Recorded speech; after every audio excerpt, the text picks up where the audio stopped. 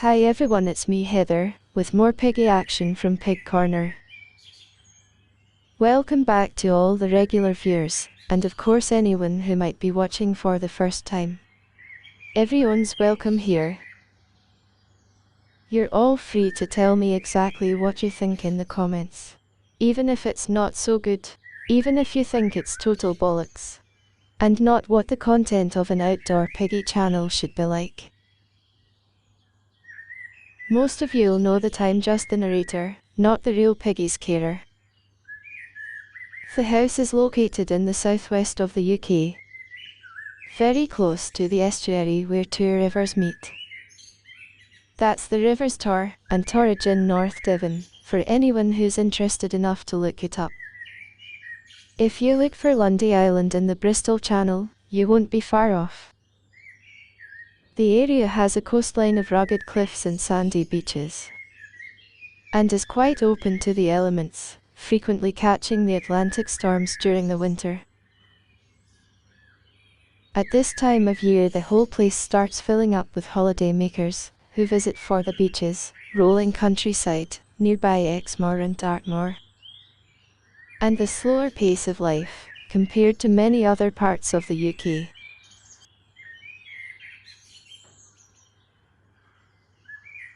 By now I expect you'll know the routine here as well as the pigs themselves. They live free range all day long, from early morning until dusk, foraging for themselves, as well as being given fresh grass, dandelions and veggies each day. But they spend the night inside a shed, which has been converted into a multi-level luxury pig hotel. Before being shut in, there's an evening roll call where they all have to be accounted for. But they know the score, and usually return to the house in good time, once fresh hay and pellets is put out for them. So we've started today just inside the playground area, where it generally stays fairly cool, as the daytime temperatures start to rise. At the moment we're seeing nighttime lows of between 6 and 9 degrees, with daytime highs usually around 20 degrees Celsius.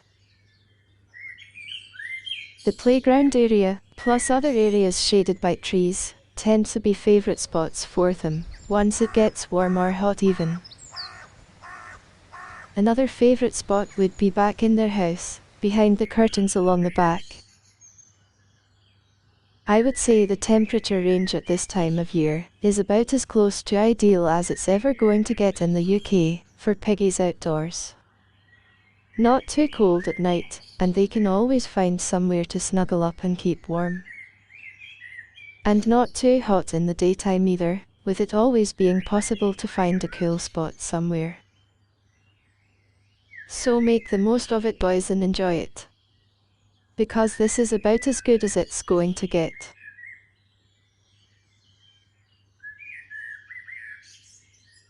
So now we move up the top to the pig pen, where Amos and Pike are being visited by several of the others. One of our regular viewers asked what veggies we grow here, which is why we've included this shot today. That small patch at the back, in front of which Dexter is just passing, has baby potatoes, Chinese lettuce, cavolo nero, which is the type of kale with long thin very dark green leaves, spring onions and green beans. And in the greenhouse to the left of that there are tomatoes, cucumbers, coriander and dill growing at the moment. I appreciate you can't really see any of it, but this is a pig video after all, not Gardener's World. Most of what's being grown, the pigs will get to share later in the summer. And it wouldn't surprise me in the least if they already know what's growing in there, as they've already been caught in the veggie patch several times. You may have noticed that some of the pigs are scratching a lot at the moment. That's because we're being plagued by ants, which hitch a lift on the pigs whenever they sit or lie on the grass. So if anyone's got any tried and tested methods for dealing with ants, please let me know. I mean something which you've tried so you know it works, and it hasn't harmed your pigs. Not just something on Amazon which is supposed to be pet safe, but might not be, who knows? The real issue is that there's quite a large area which needs treating, in order to get rid of the bloody things. And then of course they're likely to come back after a few weeks as well. The main area affected seems to be the grass just in front of the piggy's house. We need to get it sorted really, as we don't want ants in our pants, do we pigs?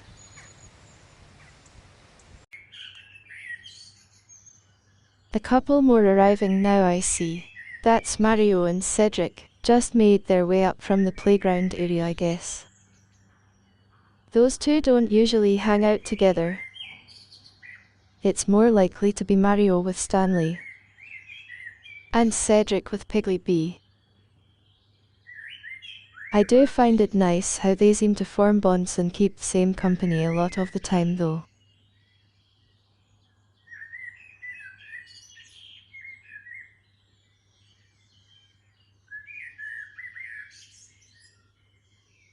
There you go, look, Amos having an itch and a scratch. It must be very annoying for them, so I do hope we can do something about the ants before it drives the poor pigs nuts.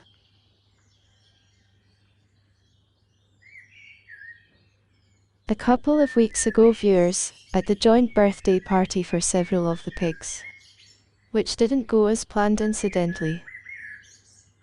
I remember saying that Percy was going to be called the party pooper, because he never shows up.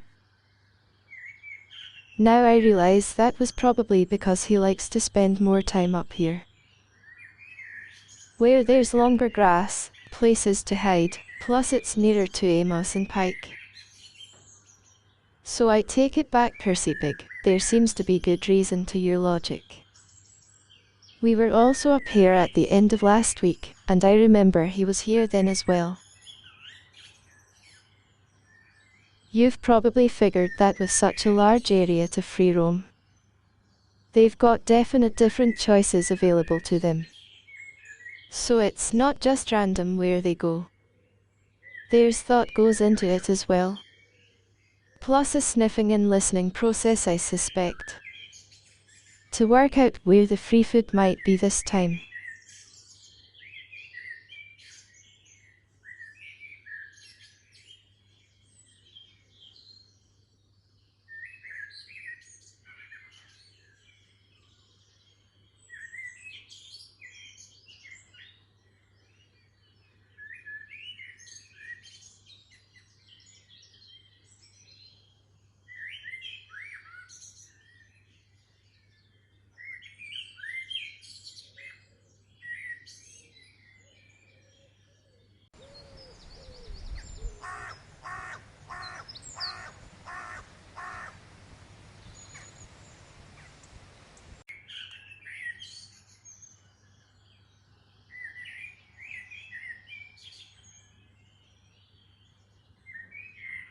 So later in the afternoon, as the shadows are lengthening with the sun now dropping behind the trees, the pigs are doing what comes naturally, and topping up with more food, before it's time to retreat into the house for the night. One large bag of dandelions and long grass just about lasts them if it's picked on a daily basis, which is no big deal as we have to go out every day anyway. Once the boxes in the house have had fresh hay added, or been replaced completely, the pigs will be heading back in again, content, even though there are still a few hours of daylight left.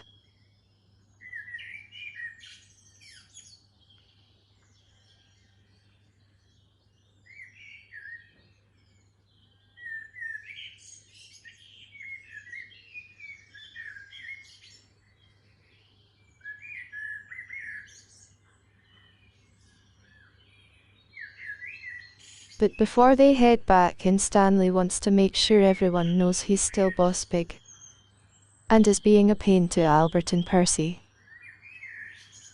He can be a real dickhead sometimes, I'm afraid, but it won't be long before his position as Boss Pig comes under threat. I'm pretty sure of that. I just hope there isn't a big showdown over it.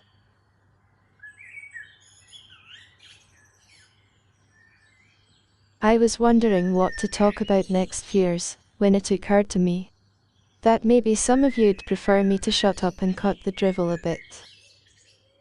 You know how I usually ask at the end of the video, if you've enjoyed what you've seen, blah blah blah. Well, I never really stopped to think about whether you enjoyed what I rabbit on about, as well as what you've seen.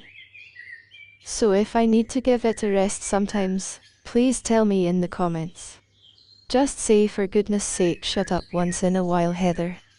And let us listen to the pigs and the birds.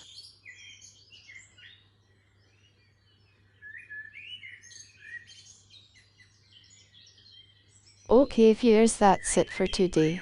Thanks for watching as always. Please don't forget the comments section, I'd love to hear from more of you. Thank you very much. Cheerio for now then, see you again soon.